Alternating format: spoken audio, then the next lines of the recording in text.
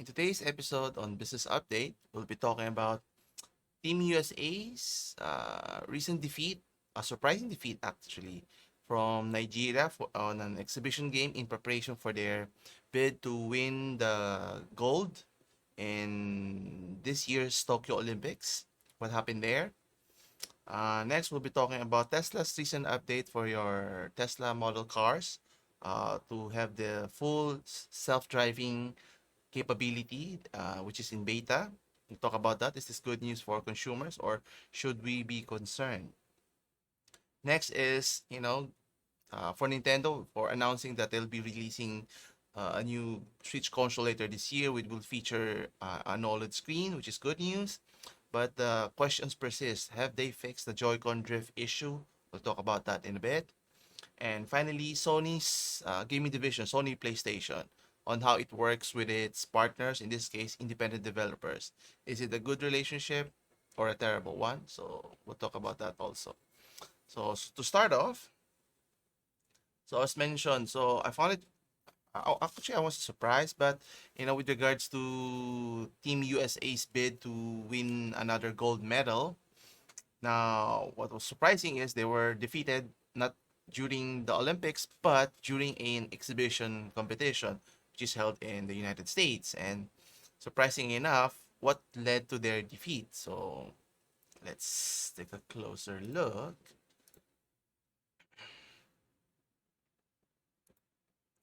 So as you can see here, the Team USA suffered a stunning defeat, losing to Nigeria by a score of 90 to 87, which is, some would say not significant since it's only an exhibition, but it gives more credence as to why they lost.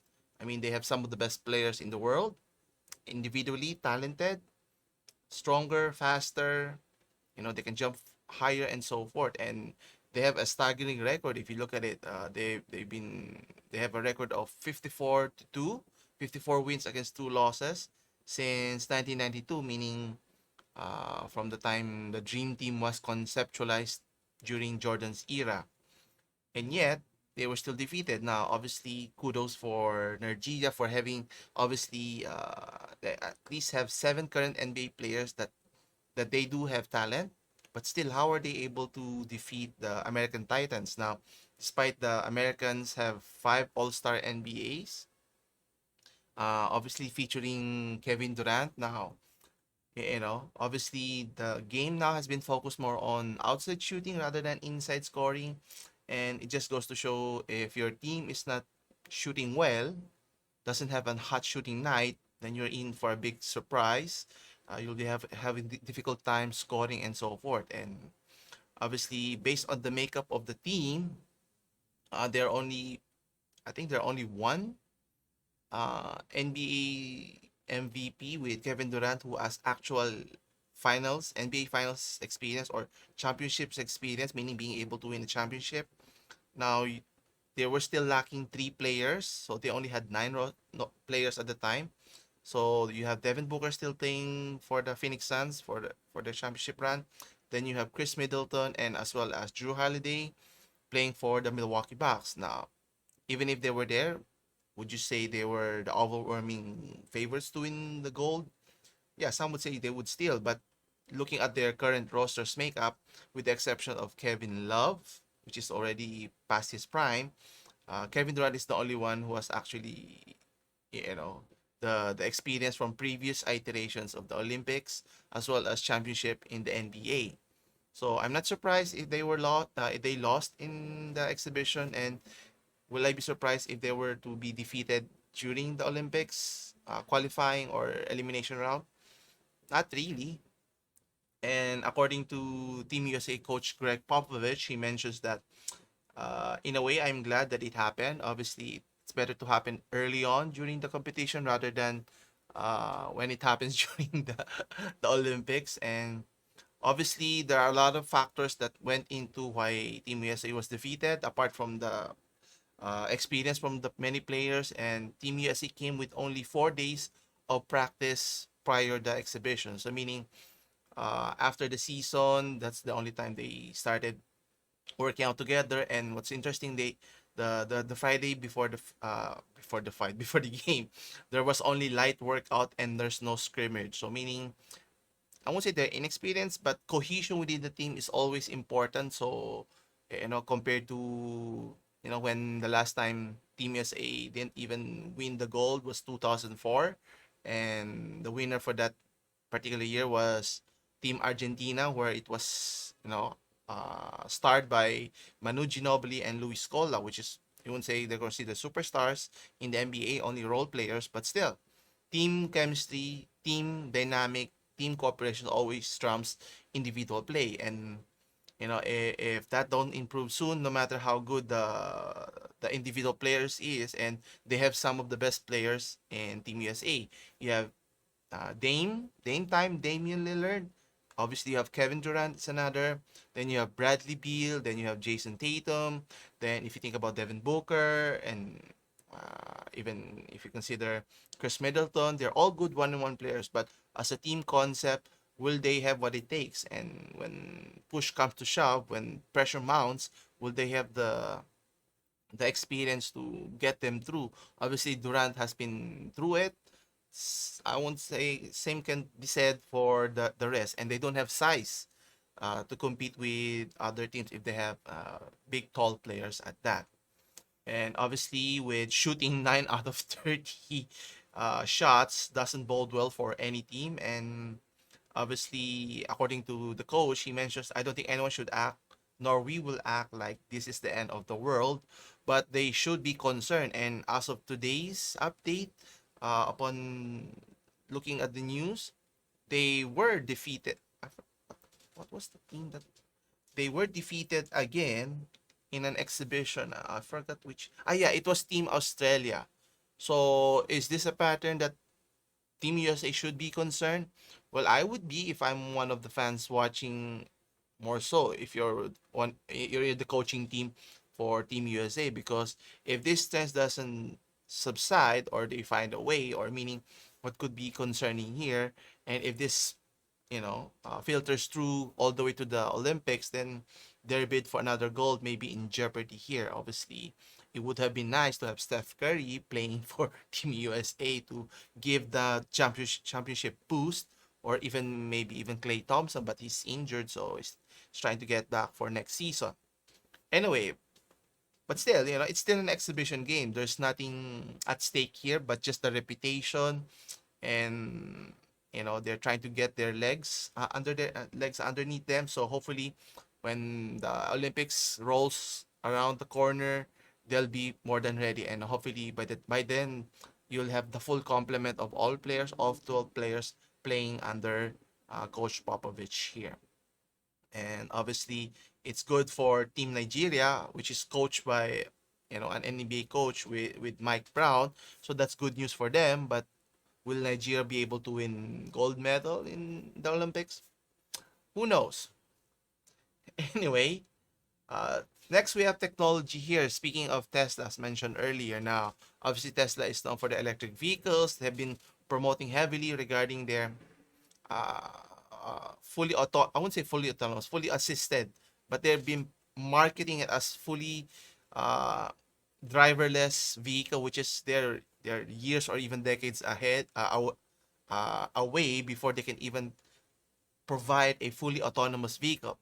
But based on what they're marketing now, based on their release, they're calling it the full self-driving software beta version 9. And that has a misnomer if you think about it, because people would have this assumption that it could drive itself technically, and as you can see later on, but it's not yet fully autonomous, so that you still need someone behind the wheel to manage or to drive the vehicle, because the AI hasn't reached to the point that it can handle different scenarios, hundreds, millions, tens of millions, or even billions of computations that would encounter on daily driving. And it may handle several scenarios well, but not all scenarios. Even as human beings, even if we're proficient at driving, you wouldn't say that you've learned everything. You always encounter new scenarios, and you're adjusting by the skin of your teeth. But anyway, according to the article here at electric.co, uh, as mentioned, Tesla has already released its highly anticipated full self-driving beta version 9 software updates. So let's see here. So as mentioned, it looks interesting if you think of it. If you're looking at the page right now, you can see here calling it the Tesla vision, so to speak. So you can visually see what the computer or the AI is seeing here. And what's interesting here is the computer vision system relies solely on optical imagery. So it's using visual cues here, a very sensitive visions here, and not using any readings from radar sensors here. Now, how accurate is this? Obviously, it's still, I wouldn't say testing version, but it's not yet, I would say, foolproof in a sense. But it's very interesting, and according to Mr. Musk, he's saying that the update is considered mind blowing. Now, well, that's a lot of hot air, because people again might have the wrong notion that when it says full self-driving, they might assume that it can drive itself without any assistance. And many drivers have been very irresponsible, sleeping behind the wheel, letting the car drive, and then some are even backseat driving with no one manning the driver's side there, which is kind of irresponsible. I don't see Mr. Elon Musk telling people not to do that. Anyway, but the point here is the goal of Tesla here is a step forward for its full self-driving package, actually delivering a true self-driving system. But they can't. I won't say they can't, but they haven't reached to that point.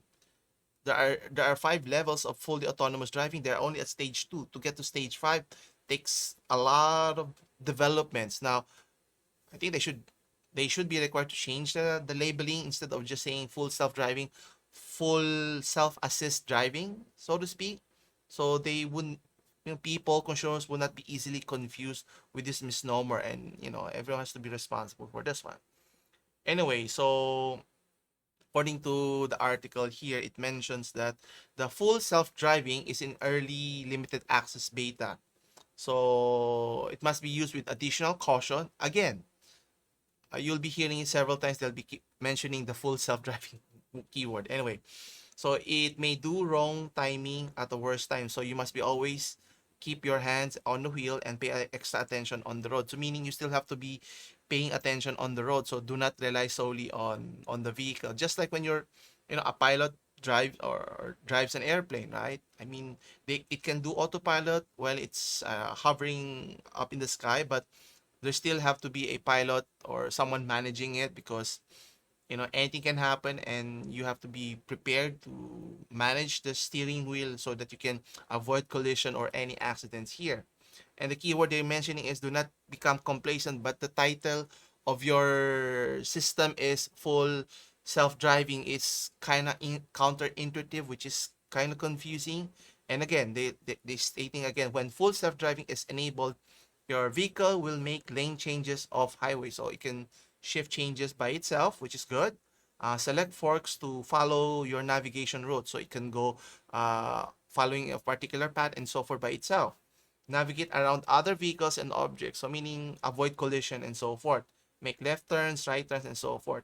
And again, the use of full self-driving is limited beta only, so you have to pay constant attention to the road still. So the key word here is they're trying to mention that you should be aware of the surroundings and not rely so much on the vehicle, which is it. You're telling it it's full self-driving, yet you want people still to be aware or to be cautious about it. Then don't mention the term full self-driving in the first place. Anyway, and they go on to mention that be prepared to act immediately. So again, so full attention is important. So me technically, it's not driving itself, since you still have to be concentrating behind the wheel, whether you're holding it or the car is driving itself, especially around blind corners, crossing intersection, and narrow driving situation. Obviously, it hasn't perfected the driving aspect yet. It will come a time, but it would be much much later, not as it stands right now.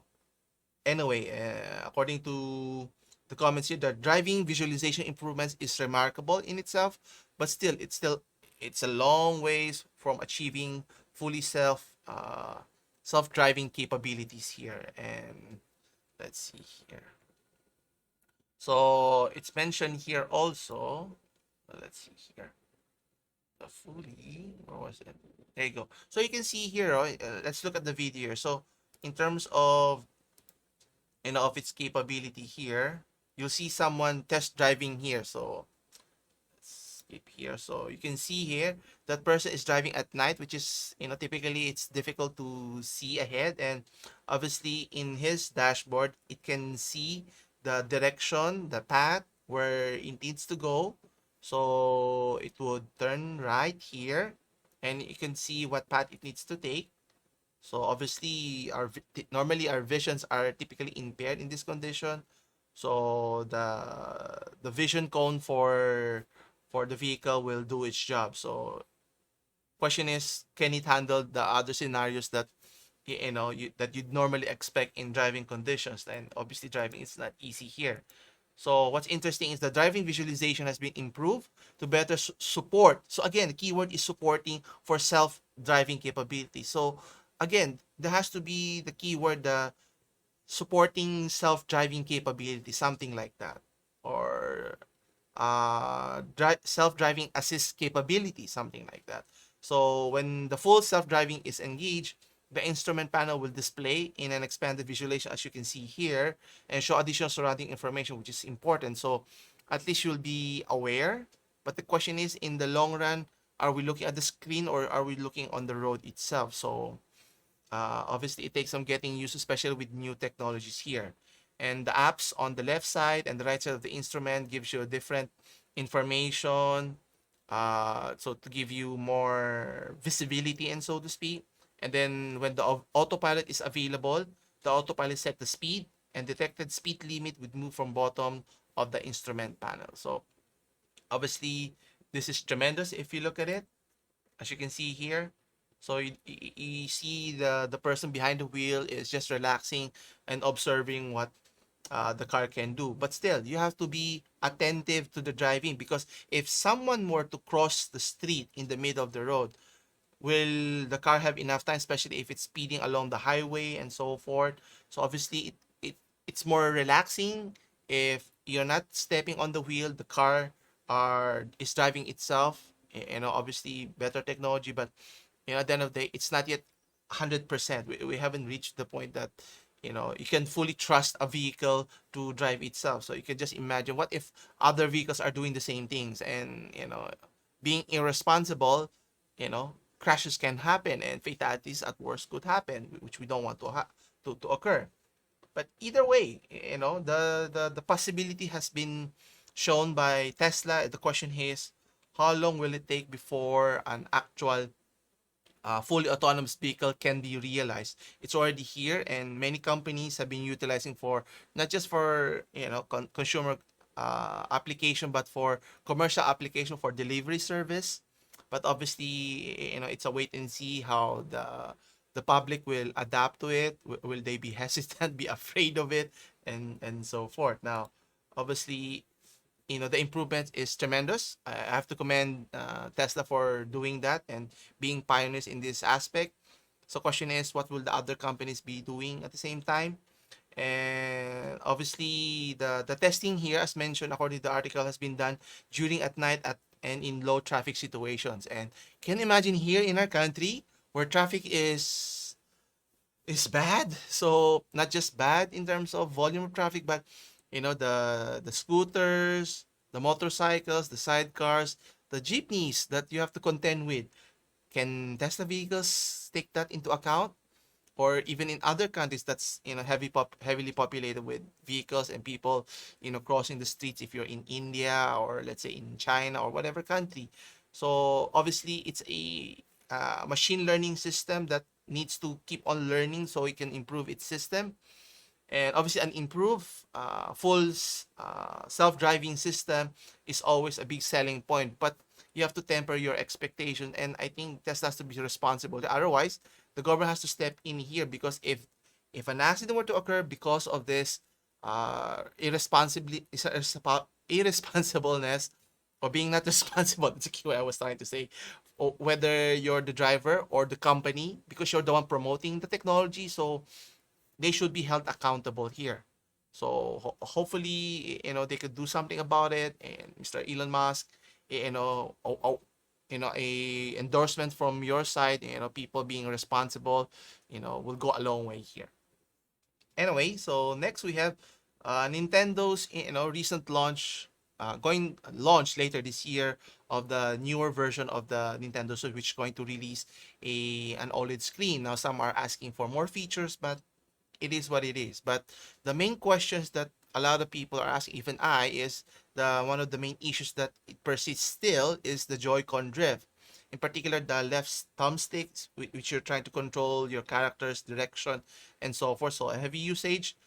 I thought when it happened, it was my fault because I was using it incorrectly. Then I found out articles, news later on that it was a manufacturer's issue, and good thing for them. My youngest dropped the Switch controller and it broke, so I had to replace it anyway. But still, for the many other users, millions of users out there, that are dealing with the Switch drift, Joy-Con drift issue, what is uh, Nintendo going to do about it? Now they've apologized for it, but they haven't done anything. Whether it's a software issue, they could patch it by an update, or if it's a physical mechanical issue, then they should uh, announce a recall to replace it, so that Nintendo lovers could enjoy the games that they're publishing. I mean, they do make some great games, but if your software, as though your hardware component is not working properly, then it makes a terrible experience, right? Imagine if you're playing Sony PlayStation or even an Xbox, and then the control doesn't work properly. The thumbstick, you're trying to move to one direction, then goes to another, then it destroys the immersion experience of the game itself. And we have here, according to the Verge.com, Nintendo refuses to mention anything if they're going to fix the Joy-Con drift in their next iteration, which is kind of disappointing if you think about it, but it is what it is. That's what Nintendo does. They do great things on certain things, and on other things terrible. And the Joy-Con drift issue has been plaguing Switch not just recently, but for many years already since its launch. So it's kind of concerning that it's still an ongoing issue, and Nintendo, for their part, is not even communicating to their consumers that what are they doing about it. They won't even confirm that it is a problem, but their president apologized for it. It's kind of confusing if you're a consumer or a avid Nintendo lover. And obviously, the problem with the Joy-Con has been reported for several years, to the point of people, you know, suing them. So the question is, what will Nintendo do? So as mentioned, Nintendo unofficially mentions the fix to fix the control experience Joy-Con drift for free, even if you're out of warranty. But they should make it an announcement. Are they afraid of being sued, or committing fraud to the public here? So that's why they're treading closely, carefully with the public here. And what's interesting here, Nintendo mentioned, okay, that the Joy-Con control configuration and functionality did not change the Nintendo Switch OLED model. So they said something by not saying anything, which is kind of confusing. They mentioned about configuration and functionality, which according to Eric, they did not ask about it. They were asking if they would have fixed the drift issue, and obviously, it's a it's a PR statement again, saying something but not answering the question in the first place. And obviously, the issue with the Joy-Con drift is the reliability issue. And if it's not reliable, why would you spend tens of thousands of pesos or even hundreds of dollars for a defective unit? Even if it looks nice, it looks great, but if it does not work what it's intended for, especially for, like in my case, I first experienced it when I was playing the Zelda game. Obviously, if you're playing Link the character and it has to be precise when you're fighting enemies left and right, then you have to have precision when you're climbing up, riding on horse, or fighting with an enemy. So you need to be precise with your movements, and if the movement is not precise, then it destroys the experience, which I've experienced plenty before. So I thought it was my mistake, it was my problem, but obviously, that was not the case here. And according to Nintendo, they were stating that they are aware of the Joy-Con controllers that have not responded correctly. But the question is, what are you doing about it? Right? As a company or any company that produces a product that intended for consumer use, and it's a very expensive at that. So they want to have that, immersive experience here.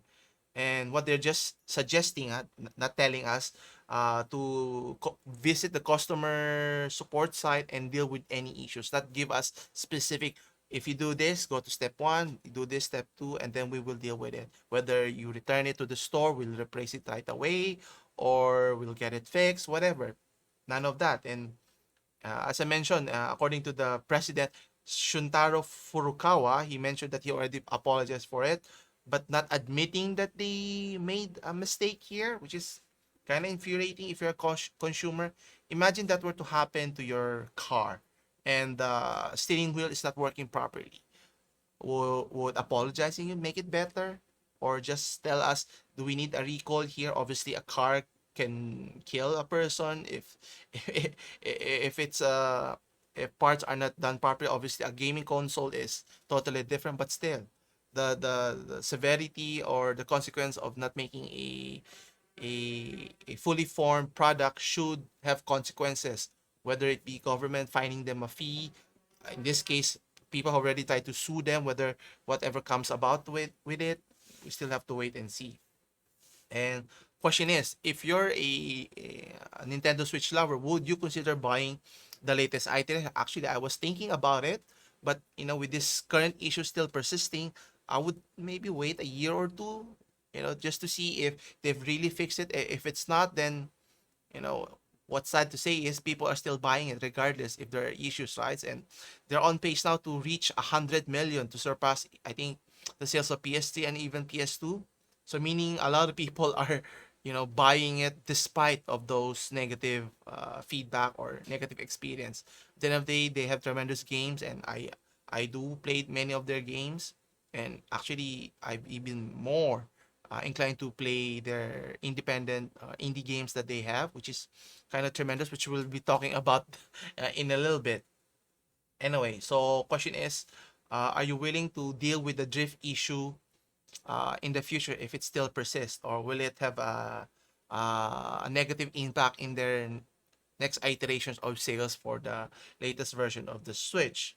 And here's the interesting statement coming from Nintendo here. So let's see here. Where was it? There you go.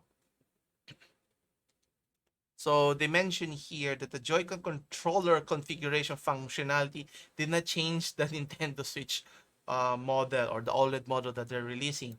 The configuration and function is the same as that of the Joy-Con controllers for Nintendo Switch. So is that tech speak that it's still the same one as before? So I mean they did not fix it. And then Nintendo, we take great pride in creating quality products, and we are continuously making improvements to them. So meaning they're still fixing it. And then we are aware that some Joy-Con controls have not responded correctly. No, not some, a lot. And then we want our customers to have fun with Nintendo Switch, and if anything falls short, our goal is also to encourage them to support. No, not fix them, but to support them. So good for their PR team, but terrible for consumer actions here, since you know at the end of the day, if you made the mistake, if you admit it and then try to fix it, I think consumers would be understanding about it. I would be understanding about it, so that we can move on and play more Switch games, right? Rather than dealing with the same problem over and over. And I think it goes to show you, it's not just obviously Nintendo, other companies. If the same problem persists, they don't fix it. Hello, Tesla. A lot of your problems are now surfacing, whether in the US or even in China. Fix the problem first before manufacturing it or delivering it to your customers, rather than deal with the repercussion once customer has bought it. And then if people were involved in an accident, even creates more problems than necessary here. Anyway, lastly, we will talking about developers here. So according to Kotaku.com, Sony, or PlayStation, the gaming division for Sony, is hard to work with, in particular with independent developers here. So why is that so? Now, obviously, independent developers is not on the same level as third triple A developers that makes a lot of money for different platforms, whether you're Sony, your Nintendo, or even Microsoft. But the relationship for Sony here is even worse compared to the other platforms as mentioned earlier. And according to the article, it mentions that the cost of being visible on Sony's PlayStation Store is terrible to say the least. And according to independent developers, they mentioned, what was it? So they mentioned that there are frustrations that working with Sony just to be able to sell games in their platform. So first is the confusing number of people convinced that there was supposed to that there was a conspiracy theory for against Sony, and then second, that many indie developers and publishers getting in touch. Well, they say that it is true that it is harder to work and sell your games through their platform. Now, obviously, why is that so? Obviously, based on their actions, they're prioritizing their money-making AAA game developers versus developers. My question here is, how did those AAA started out, right? They started as small. So, forgetting that where big companies came from, you're missing an opportunity here. And excuse me, if that's the case here, then you're just giving them options that maybe we should focus more on other platforms, let's say Microsoft or even Nintendo. And if they do well there, then they will leave your platform and you're losing customers here. And obviously, Microsoft has making a lot of headways by acquiring not just big gaming studios or developers, as well as having better relationships with indie developers, which we'll tackle a little bit later. You know, I think on Sony's part, they're becoming too complacent, focus more on big blockbuster films, similar to films, the industry, like how Disney Studios as well as Warner Brothers focus on big franchises and forgetting that those franchises has to start from somewhere, right? From the first Iron Man film all the way to the Avengers Endgame. Without Iron Man being a big hit, they won't get to where they are right now. And focusing already on those franchises, whether films and games, becomes saturated. Now, a good example for Sony is obviously one of their best popular franchises. You have Uncharted, but if they didn't support it, Naughty Dog when it started, then they won't be as successful here. And many of the companies have the potential, and you still have to support them. And neglecting them to this point, it's a bad decision at any levels if you look at it. So let's take a look here. And according to one of the developers, so they mentioned, they even mentions, even Nintendo who will support you. Another said that Microsoft would even support you, while Sony would only support its own uh, AAA developers compared to indie development. So with an expletive statement here. And on a related article, Bloomberg even reported that Sony shows extraordinary caution even within its game developers in their platform, obsessive enough focusing only on blockbuster success, which is kind of disappointing. Obviously, you want to maximize revenue by focusing on where the money comes from, but forgetting, obviously, after a certain point, those blockbusters will become too saturated. People will get tired watching it or playing the games. And unless you provide more original content, original games for people to imagine. You can just imagine how Metal Gear started, right? No one cared about Metal Gear. Wasn't that popular when it was first released. But when I tried it, it's a different experience, a unique experience. So, I think that Sony has forgotten how they became big by supporting small developing games and making it grow so that big franchises like Metal Gear Solid, you have Ratchet and Clank, and then now you have Uncharted, God of War, and even now Horizon Zero Dawn. But does it mean you forget everything else? I hope they're not taking this for granted, because so Microsoft is catching up, and if they're able to take over, especially with their Game Pass value for gamers, I'm seriously considering purchasing a game Xbox console, to compete with Nintendo, but with Sony PlayStation. I'm not consider purchasing a PS5 anymore, and then just focus on Xbox. Then see where it leads us. Well, that's just me anyway. Anyway, so continuing. And what's sad about it is Sony, the company itself, knows about this. And they've had the problem for a very long time. They've been telling devs that they have a problem, but they're not fixing it. They're not doing anything about it. What's that about? And so the problem persists. So similar to what we were discussing earlier regarding Nintendo. Nintendo may do something great, something terribly. In this case, Sony is doing the same thing. What they good at, where they make the money, they focus on that. Everything else becomes last. And what's interesting, Sony is even charging for you to be featured in their Play Store. So isn't that considered being greedy? The fact that that's why should companies like the Apple's App Store, Google's Play Store uh, should be monitored by the government regards of its monopolistic practices by leveraging its platform, so that you have to pay an exorbitant fee, make it difficult for others to compete with you, and so forth, similar to what Sony charges here. Obviously they have their own platform, they're charging exorbitant fees, whether that's fair or not. Obviously if it's not, then government has to step in, take a look at different platforms. Now obviously if you build a better relationship with your game developers, you know they're willing to put it up. Obviously some of them are afraid to go up against the big giant as Sony, because if you don't pony up the fee, then you don't have a chance, or a strong chance, of being able to, what I call this, being able to compete in their platform. And obviously based on their sales, it's pretty minimal. So is it worth it to invest tens of thousands of dollars here? And on the other hand, if you were to uh you will get support in Microsoft. So people would say that they saw your game on Xbox dashboard today, and even though the UI for Xbox is not perfect, it's a mess actually, but still they would support you. And they find ways to showcase you, whether through a fee, or if it's an event, they would invite you, and so forth.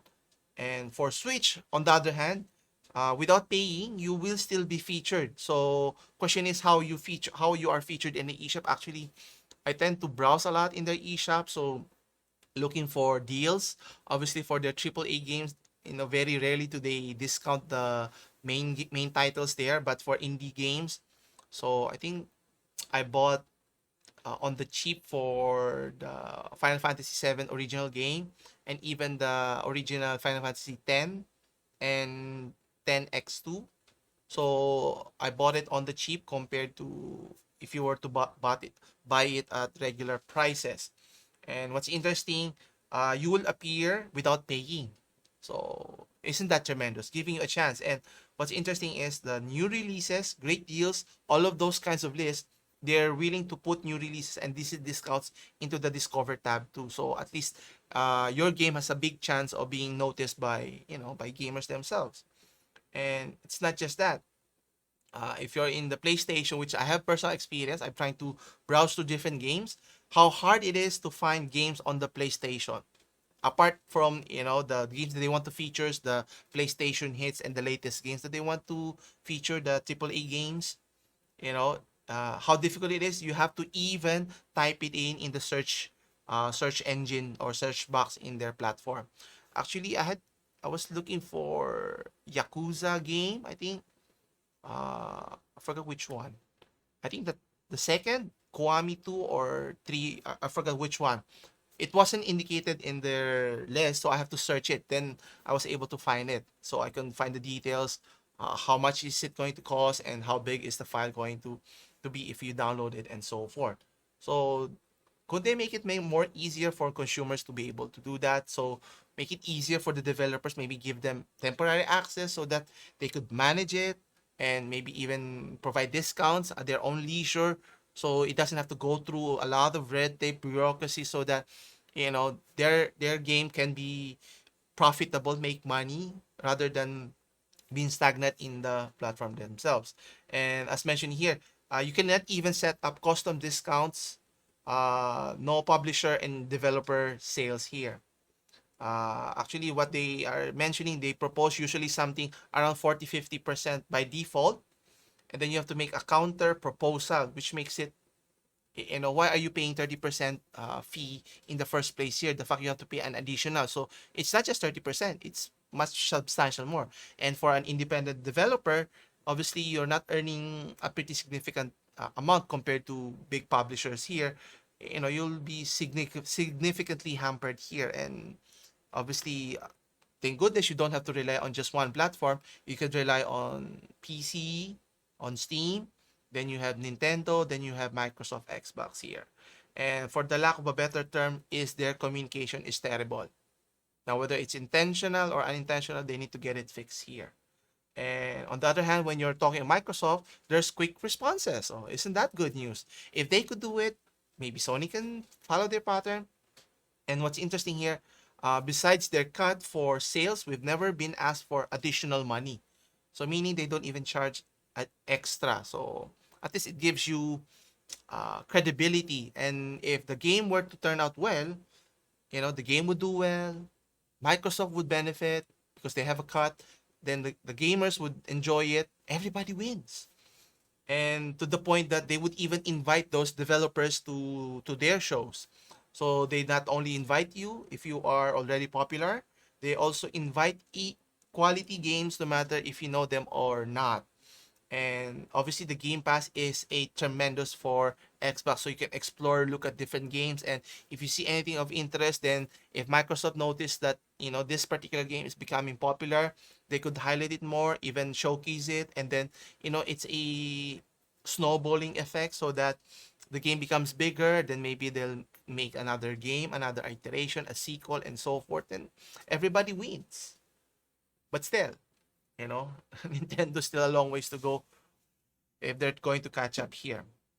And for Switch owners, as mentioned, it can be featured without even paying, right? So, it's kind of sad if you're Sony.